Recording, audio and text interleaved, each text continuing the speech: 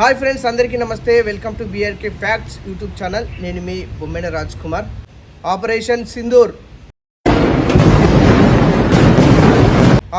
సింధూర్తో భారత సైన్యం పాకిస్తాన్ ఇందులో దాదాపుగా 90కి పైగా ఉగ్రవాదులు మృతి చెందినట్లు సమాచారము.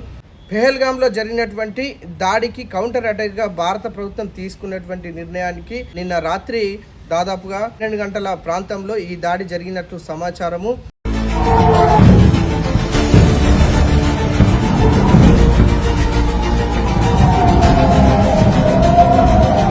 దీనికి కీలకంగా పాత్ర వహించినటువంటి వైమానిక దళం కర్నల్ సుప్రియా ఖురేషి అనేటువంటి మహిళా విభాగానికి సంబంధించినటువంటి సైనిక అధికారి తీసుకున్నటువంటి నిర్ణయాలకు అనుగుణంగా ఆమె ఇచ్చినటువంటి ఆదేశాల మేరకు నిన్న భారత సైన్యం పాకిస్తాన్ ఉగ్రవాద స్థావరాలపై దాడి జరిపింది.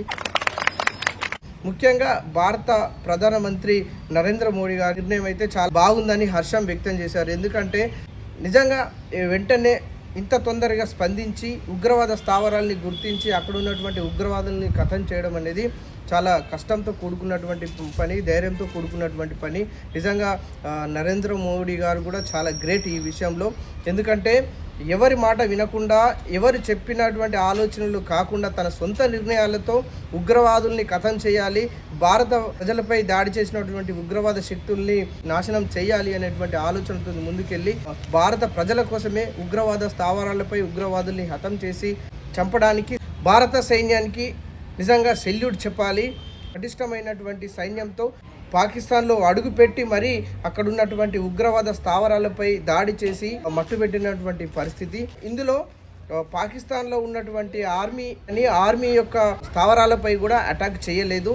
కేవలము పాకిస్తాన్లో ఉన్నటువంటి ఉగ్రవాద స్థావరాలపైనే భారత జవాన్లు అక్కడ దాడి చేసి అక్కడ ఉన్నటువంటి ఉగ్రవాదుల్ని కొంతమందిని హతమార్చినట్లు సమాచారము. పాకిస్తాన్లో ఉన్నటువంటి సామాన్య ప్రజలకు కానీ, భారత్లో ఉన్నటువంటి సామాన్య ప్రజలకు కానీ చాలా ఇబ్బందికరంగా ఉంటుంది. యుద్ధం అంటే చాలా ప్రాణాలు కోల్పోవాల్సినటువంటి పరిస్థితి ఉంటుంది.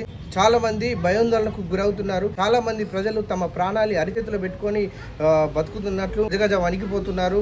పాకిస్తాన్ భారత్కు మధ్య సరిహద్దుల్లో ఉన్నటువంటి ఆ ఏరియాలో నివసిస్తున్నటువంటి ప్రజలు చాలా భయాందోళనకు గురవుతున్నారు. మన దేశంలో ఉన్నటువంటి జమ్మూ కాశ్మీర్, శ్రీనగర్ ఇంకా ఆయా ప్రాంతాల్లో దరిదాపుగా ఉన్నటువంటి ప్రాంతాల్లో కూడా చాలామంది భయాందోళనకు గురవుతున్నారు. మొన్న జరిగినటువంటి పెహల్గాం దాడిలో కూడా చాలామంది హర్షం కూడా వ్యక్తం చేస్తున్నారు. ఉగ్రవాద స్థావరాలపై దాడి చేసినటువంటి సైన్యానికి సెల్యూట్ చెప్పారు. జై భారత్, జిందాబాద్ జవాన్, జిందాబాద్ ఆర్మీ, జిందాబాద్ ఇండియన్ ఆర్మీ, జిందాబాద్ ఇండియన్ ఆర్మీ అని నినాదాలు ఇస్తున్నారు. వారి పట్ల హర్షం వ్యక్తం చేస్తున్నారు. ఉగ్రవాద దాడుల్లో చనిపోయినటువంటి వ్యక్తుల్ని గుర్తు చేసుకుంటూ బాధపడుతున్నారు. పాకిస్తాన్ ఉగ్రవాద స్థావరాలపై ఇంత పటిష్టంగా, ఇంత 3 దళ మిషన్స్లతో, అత్యాధునికటువంటి పరికరాలతో యుద్ధం చేస్తూ అక్కడ ఉన్నటువంటి స్థావరాలను కూల్చివేసినటువంటి ఆర్మీ జవాన్లకు, భారత సైన్యానికి నిజంగా సెల్యూట్ చెప్పాలి. యుద్ధాన్ని కోరుకోవడం అంటే మానవ వినాశనాన్ని కోరుకోవడమే. మానవ మనుగడనే లేకుండా చేసుకోవడము, అక్కడ ఉన్నటువంటి నివాసాలని ధ్వంసం చేసుకోవడము, అక్కడ ఉన్నటువంటి పరిసర ప్రాంతాలన్నింటినీ ధ్వంసం చేసుకోవడము, అక్కడ ఉన్నటువంటి జీవజాతిని ధ్వంసం చేసుకోవడము, అక్కడ ఉన్నటువంటి వనరులను ధ్వంసం చేసుకోవడము, చాలా రకాలటువంటి ఆస్తి నష్టము, ప్రాణ నష్టము, ఇలా అనేక రకాలుగా జరుగుతుంది. మానవాళికి మనుగడ ఉండదు. యుద్ధాన్ని కోరుకోవడము ప్రమాదము. ఇలా ఉగ్రవాదులు చేసేటువంటి చర్యలకు ప్రతిచర్యగా భారత సైన్యం చేసిందే కానీ ఇది పాకిస్తాన్లో ఉన్నటువంటి ఆర్మీ పైన కానీ, అక్కడ ఉన్నటువంటి ప్రభుత్వాల పైన కానీ ఎలాంటి చర్య చేయలేదు. ఎందుకంటే అక్కడ ఉన్నటువంటి ఉగ్రవాదులే భారత్లో ఉన్నటువంటి ప్రజలపైన దాడి చేసి చంపేశారు. కాబట్టి ఈ ఉగ్రవాద స్థావరాలని ఖచ్చితంగా అంతం చేయనటువంటి ఆలోచనతోటే చేయడం జరిగింది. అందరూ ఖచ్చితంగా ఇది గమనించాలి. Thank you for watching. నేను మీ బొమ్మెన రాజ్ కుమార్.